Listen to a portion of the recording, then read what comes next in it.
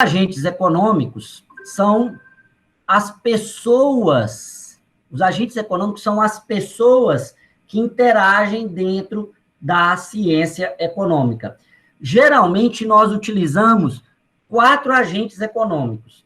O indivíduo, que é o consumidor, a empresa, a família ou o governo. O indivíduo compõe essa esfera da família. Quando a gente pensa nos agentes econômicos, então, nós pensamos o seguinte, que tanto as empresas quanto as famílias e os governos interagem o tempo todo, dando toque econômico, de onde resultam as mais diversas explicações. Essas interações ocorrem no mercado, essa interação ocorre no mercado. Por isso que Chang diz que o mercado livre não existe. Para ele, todo e qualquer mercado opera segundo determinadas regras e limitações que restringem a liberdade de escolha. É lógico que uma liberdade absoluta não vai existir, mas o mercado livre, então, vai se caracterizar pela interação entre empresa, família e governo, em que as decisões individuais são essenciais para a configuração do sistema.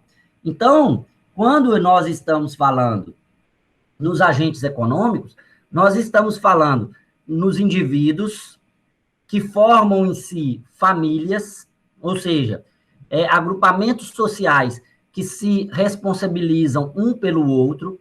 Nós estamos falando das empresas e nós estamos falando do governo, que interagem, e nessa relação de interação, nessa interação social, eles naturalmente fazem trocas e produzem. Então, quando nós estamos falando na economia, nós estamos falando, então, de alguns conceitos chaves, que são os bens e serviços e os agentes econômicos. E aí, a partir disso, nós seremos capazes de prosseguir no estudo da economia. E o próximo tópico que nós vamos estudar é o pensamento econômico, a evolução do pensamento econômico. E, para isso, nós vamos dividir o pensamento econômico em 4 tópicos. O pensamento econômico, aspectos gerais, em que nós vamos voltar um pouco aos conceitos que nós já estudamos aqui.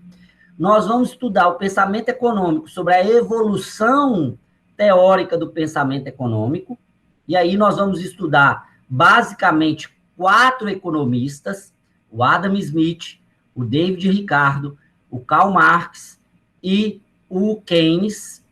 São esses 4. Óbvio que tem outros economistas, mas para o estudo clássico, para o estudo mais objetivo que nós vamos fazer aqui, nós vamos estudar esses 4 autores, e aí nós vamos passar para o estudo do pensamento econômico da microeconomia e da macroeconomia. Tá joia?